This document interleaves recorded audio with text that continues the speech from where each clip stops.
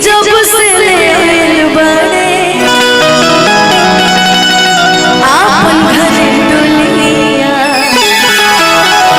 भैया अपना माइक आप ऊपर करिए, तो अपना माइक ऊपर बंद है ना, माइक बंद है ना। कि बन के हमरा जिंदगी, कि बन के हमरा जिंदगी में आइल चोर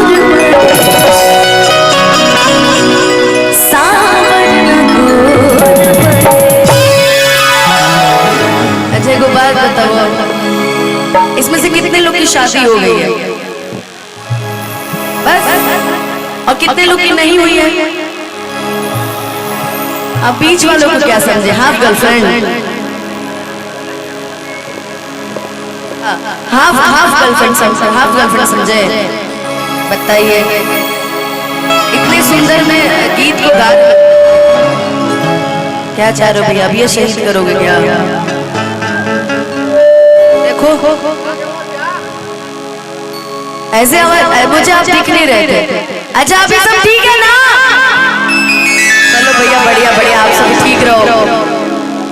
जब हमारे सामने मंत्री जी बैठी हो तो फिर ठीक तो रहना ही है। सबके चेहरे पे स्माइल है, मुस्कुराहट है। आओ एक बार मिलके इस गाने को गाते हैं। कि सांवली सुरतिया मोहनी मुरतिया बड़ा निक लगे उनकर मीठी मीठी बतिया। कि मुस्की परा जाके लुभा गई,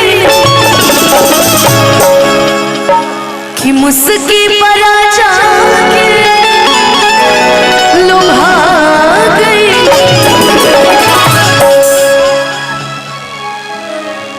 बाप रे बाप, अरे पुनी के बैठे बड़ा सो आने चल प्रीतिया मोटा गई, लेकिन बा कि जैसन सोचले रहनी, कि जैसन सोचले रहनी वैसन पिया बाबोर सावर लगो। जैसन सोचले रहनी वैसन पिया बाबोर सावर लगो। घोड़े छर हर पाता, घोड़े छर हर पातर को छोड़े सावर लगो। सोचले रहनी वैसन पिया सावर लगो।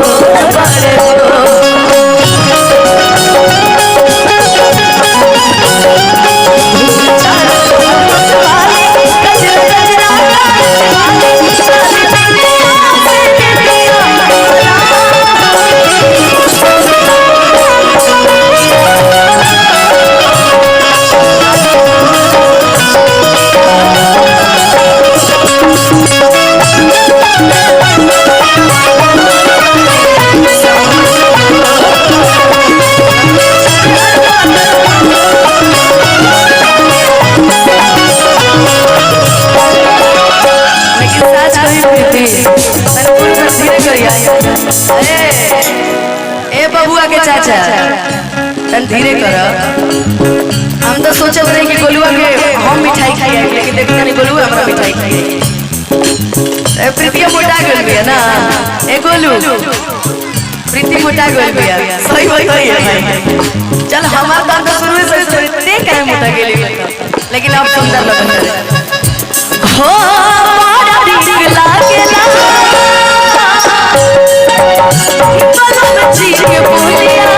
कि जब से ले आपन घरे डुलिया।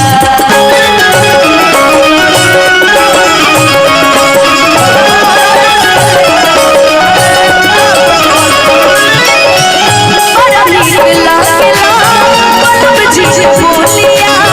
कि जब से ले आपन घरे डुलिया।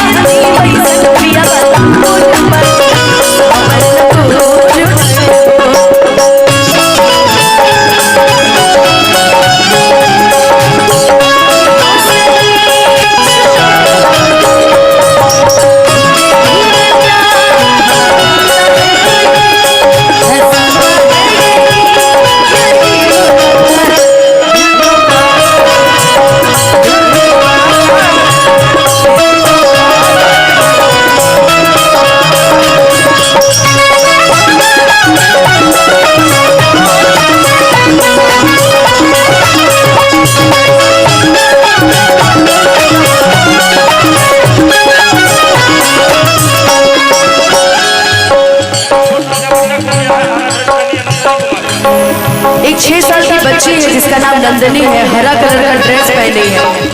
मैं चाहूंगी आप सभी में से किसी को भी दिखे हरे कलर की ड्रेस पहने हुई 6 साल की बच्ची, अगर किसी को भी दिखे तो प्लीज लाकर आप मंच में छोड़ जाइए उस बच्ची को। हो सज के सजारिया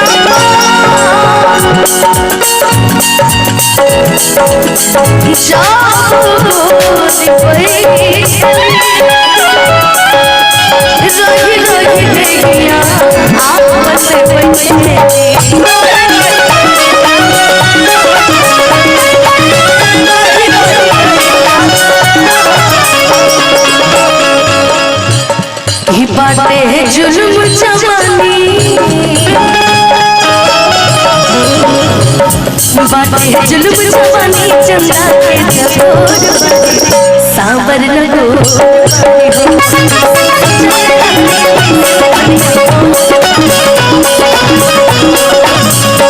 ओढ़े चर हर बादल कोमल थोड़े